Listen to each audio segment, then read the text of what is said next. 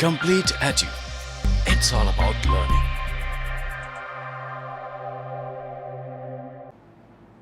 Good afternoon प्यारे बच्चों।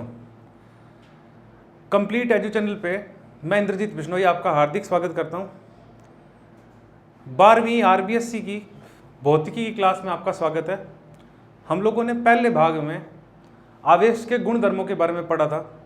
आज हम आवेश का स्थानांतरण किस प्रकार से किन परिस्थितियों में होता है उस पे अपने नज़र डालेंगे। देखो, आवेश का जो स्थानांतरण है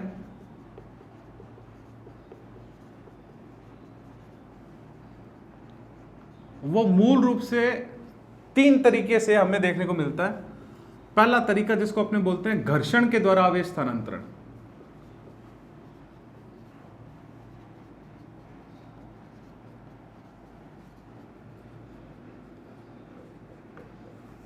अब ये घर्षण के द्वारा जो आवेश का स्थानांतरण है ये किस प्रकार के पदार्थों में देखने को मिलता है। आपने देखा होगा सर्दियों में खास करके जब हम रात को सोते टाइम स्वेटर अपनी उतारते हैं तो उसमें आपको हल्की हल्की चिंगारियां चट की आवाज़ सुनाई देती है। उसके अलावा किसी पॉलीथीन, जैसे मान लो कोई सूट वगैरह डाला हो तो उसका जो कवर है, पॉलीथीन का कवर है, वो लगातार चिपकता रहता है हाथों के। तो उस जगह पे जो ये घटना घटित होती है उसमें मूल कारण है घर्षण जो है, उसके कारण उस मटेरियल पे लगातार घर्षण के कारण आवेश आ जाता है।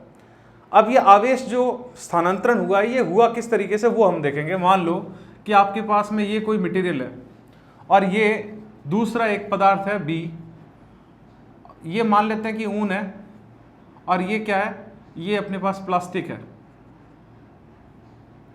या कांच ले लो, प्लास्टिक ले लो, कुछ भी ले लो। अगर इस ऊनी कपड़े से लगातार इसको रगड़ा जाए तो घर्षण के कारण ऊष्मा उत्पन्न होगी। ये ऊष्मा जो है इसके परमाणुओं के इलेक्ट्रॉनों के द्वारा ग्रहण कर ली जाएगी।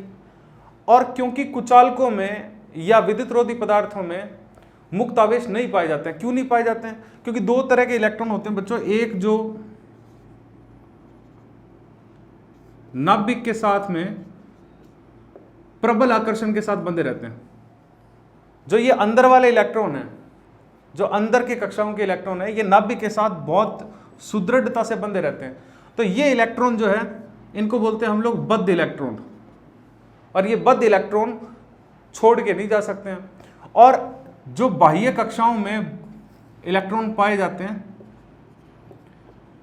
ये कुछ तत्वों में ये देखने को मिलता है, जो चालक जिनको हम बोलते हैं, ये इलेक्ट्रॉन आसानी से भ्रमण कर सकते हैं उस पूरी संरचना में, क्रिस्टलीय संरचना में। उनको बोल देते हैं हम लोग चालक। कुछ पदार्थ ऐसे होते हैं जिनके अंदर ये बद्ध इलेक्ट्रॉन ही पाए जाते हैं, चालक इलेक्ट्रॉन नहीं पाए जाते हैं, जैसे प्लास्टिक हो गया, कांच हो गया। तो उनको हम बोलते हैं कुचालक है ये, क्योंकि उसके अंदर चालन नहीं हो पाता इलेक्ट्रॉनों का।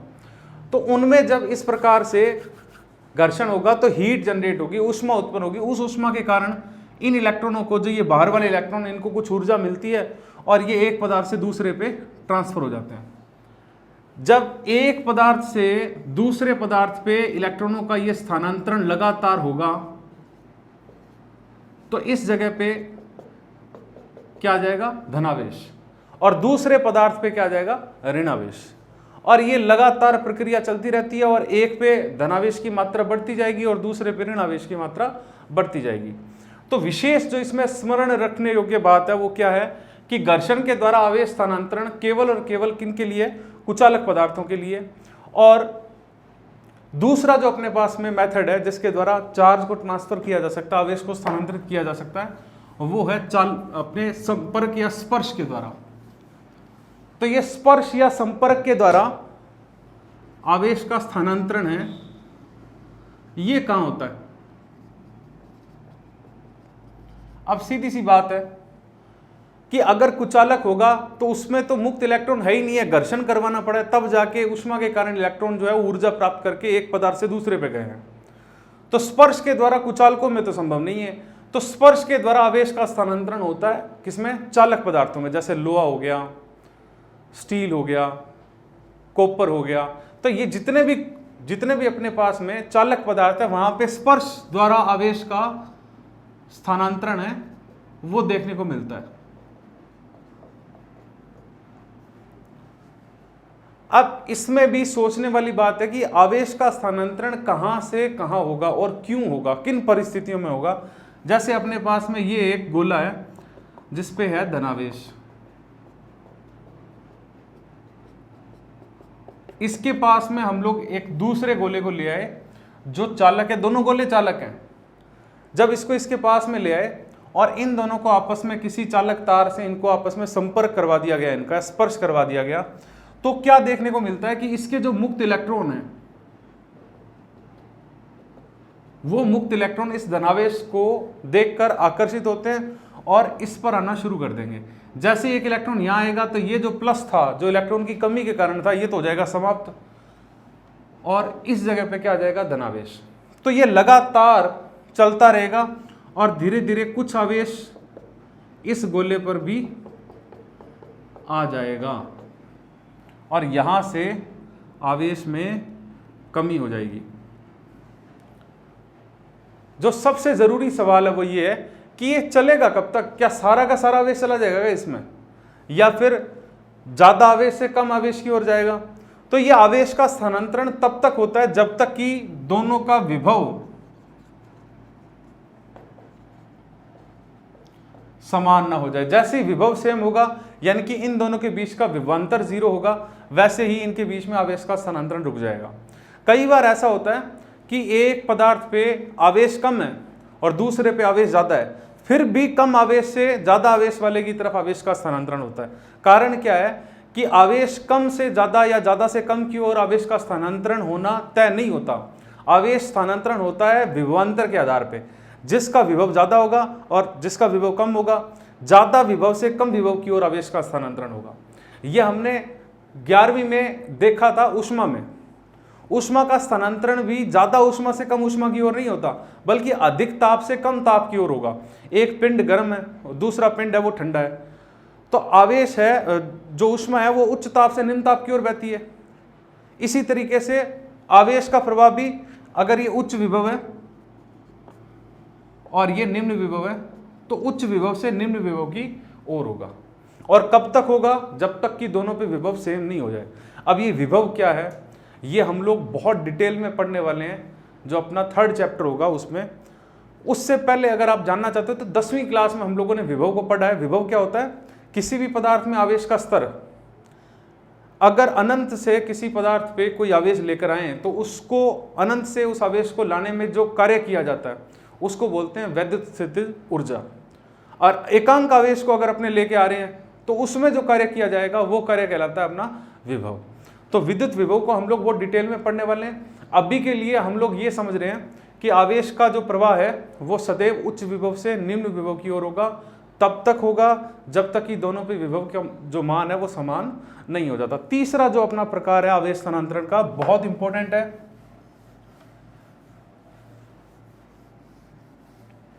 इसको बोलते हैं हम लोग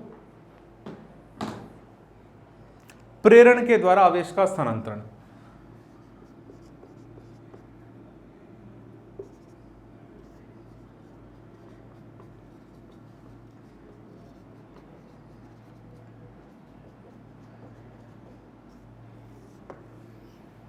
प्रेरण क्या चीज होती है? प्रेरण का मतलब होता है किसी को देख के, देखा देखी, इंस्पायर होना। अंग्रेजी में बोलते हैं इंडक्शन। इसको समझते हैं अपने। इसमें आवेश स्थानांतरण के लिए जो इनका घर्षण है वो दूर, स्पर्श तक नहीं करवाते हम लोग सिर्फ क्या करते हैं, एक कोई भी चालक पदार्थ है जिसके ऊपर धनावेश है,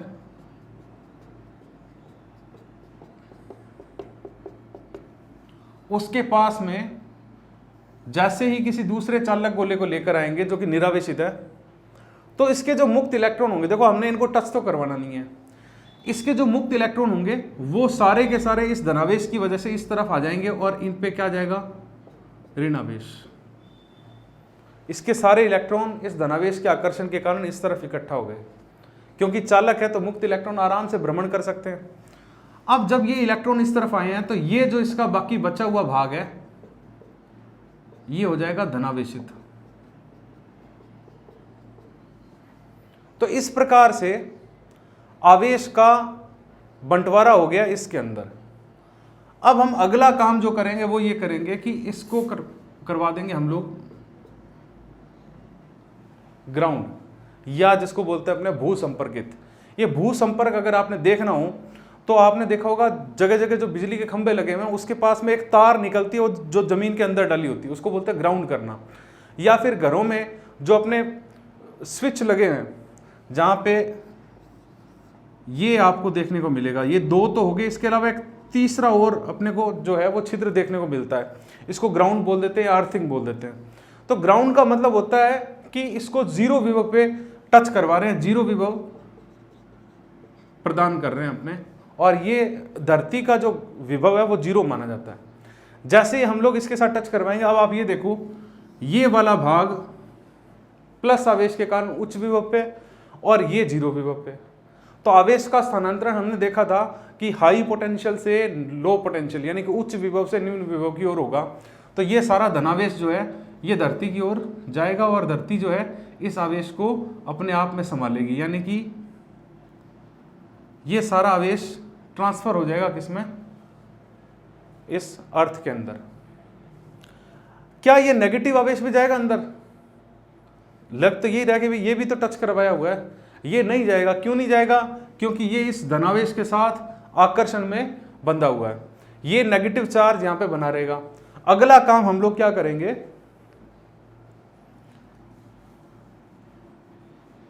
इस अर्थिंग को, इस भू संपर्क को यहां से हटा देंगे। जैसे इसको हटाएंगे और इसको भी यहां से दूर ले जाएंगे, अब ये जो ऋणावेश जो एक तरफ फैला हुआ था ये इस पूरी की पूरी सतह पर फैल जाएगा। इस प्रकार से आवेश का जो स्थानांतरण है वो हुआ है बिना किसी तरह के टच के, बिना किसी तरह के संपर्क के, बिना किसी तरह के स्पर्श के। तो इसको बोलते हैं आवेश का प्रेरण के द्वारा स्थानांतरण। ये तीनों बहुत महत्वपूर्ण है और ये आधारशिला है आवेश स्थानांतरण और आवेश को समझने के लिए। आगे हम लोग पढ़ने वाले हैं कूलाम का नियम। कूलाम का नियम बेसिकली किस चीज़ पे डिपेंडेंट है कि भाई दो आवेशों के बीच में बल कितना लग रहा है।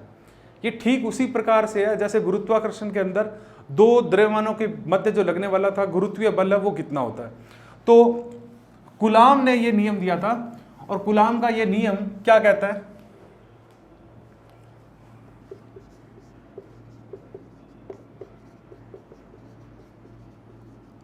बहुत सिंपल नियम है,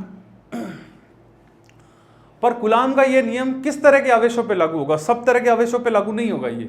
ये केवल उन्हीं आवेशों के लिए लागू होगा जो दो शर्तों का पालन करते हैं। एक तो दोनों आवेश स्थिर अवस्था में होने चाहिए। हमारे इस चैप्टर का नाम क्या है? स्थिर वैद्युतिकी, यानी कि इसमें आवेश स्थिर अवस्था में हम लोग रखेंगे। तो कूलाम का नियम केवल उन पे लगेगा जो दो आवेश स्थिर अवस्था में हो।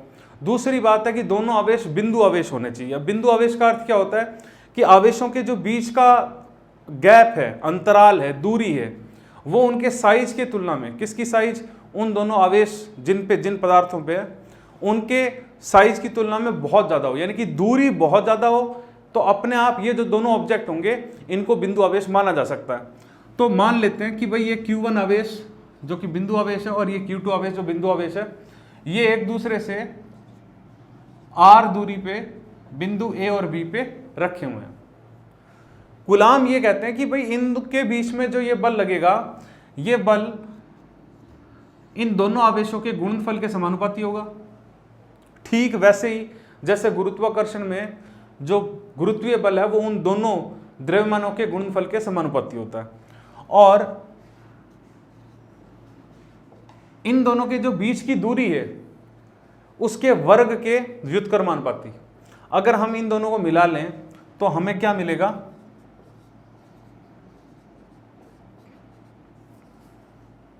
F समानुपाती Q1 Q2 बटा में R स्क्वायर। अब ये समानुपाती का चिन्ह हटाने पे ठीक वैसे ही एक नियतांक मिलेगा जैसे गुरुत्वाकर्षण में मिला था। गुरुत्वाकर्षण में हमने देखा था कि वहां पे ये मिला था कैपिटल G गुरुत्वीय नियतांक। ये कैपिटल G यूनिवर्सल कांस्टेंट था, सार्वत्रिक नियतांक था। इसका मान ब्रह्मांड के हर कोने में एक समान रहता है, यानी कि मीडियम पे डिपेंड नहीं करता ये। पर अगर अपने यहां देखें तो यहां पे समानुपाती का चिन्ह हटाने पे क्या मिलेगा? K। ये K है, ये कूलाम कांस्टेंट के नाम से या कूलाम स्थिरांक के नाम से जाना जाता है। इस k का जो मान है, ये k का मान माध्यम पे निर्भर करता है। अब ये k यहाँ g अकेला था, पर यहाँ पे k अकेला नहीं है। k जो है इसकी एक वैल्यू है, कितनी है, 1/4 पाई एप्सिलॉन 0 एप्सिलॉन r। अब ये एप्सिलॉन 0 जिसको आप e जैसा लग रहा है, इसका एप्सिलॉन बोलेंगे अपने, और ऐसे लिखा जाएगा। ये एप्सिलॉन 0 है, ये होता है, इसको बोलते हैं अपने निर्वात की विद्युतशीलता। और इसका जो मान है ये फिक्स होता है। कितना मान है इसका, 8.85 × 10⁻⁻12 और कूलाम स्क्वायर प्रति न्यूटन मीटर स्क्वायर। और इसी प्रकार से अगर ये एप्सिलॉन r को देखा जाए तो इसको बोलते हैं माध्यम की निरपेक्ष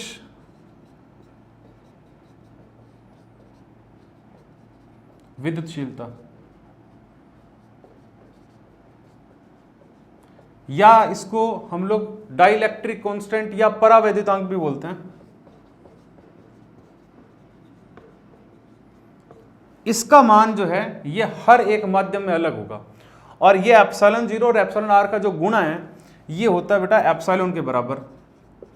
ये एप्सिलॉन क्या है, ये है माध्यम की विद्युतशीलता, मतलब निर्वात की जगह क्या आ जाएगा, माध्यम की। देखो ध्यान से देखना, ये माध्यम की निरपेक्ष विद्युतशीलता है और ये माध्यम की विद्युतशीलता है।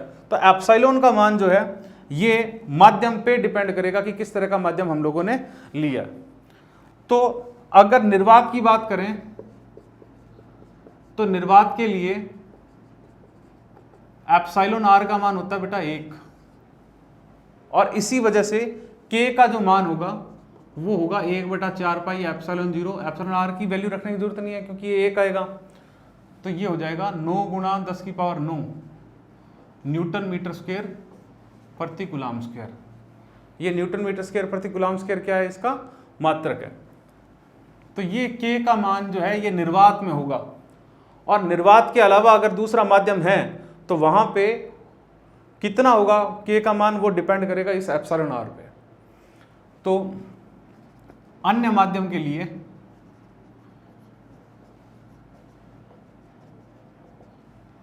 जो k होगा वो होगा 1/4 पाई एप्सिलॉन 0 एप्सिलॉन r, यानी कि k बटा में एप्सिलॉन r। ये एप्सिलॉन r का मान हर एक जगह पे अलग अलग है। सबसे ज्यादा ये कहाँ होता है, अनंत। कहाँ होता है ये, चालकों के लिए। चालक माध्यम हो तो उस स्थान पे एप्सिलॉन r कितना होगा, अनंत। बाकी जगह पे इसका मान जो है वो 10, 20, 50, 100 कुछ भी हो सकता है। जैसे जल के लिए अपने जो है वो 100 के आसपास मानते हैं, 80, 85 या इतना। बाकी अलग अलग माध्यम के लिए इसका मान भी क्या होगा, अलग अलग। तो ये हमने कूलाम का नियम पढ़ा है, और ये कूलाम का नियम जो है ये बहुत उपयोगी है। किसी भी निकाय में अगर दो आवेशों के बीच में परिणामी बल निकालना कि कितना बल लगेगा, तो हम इसकी सहायता से बल का जो मान है वो ज्ञात कर सकते हैं।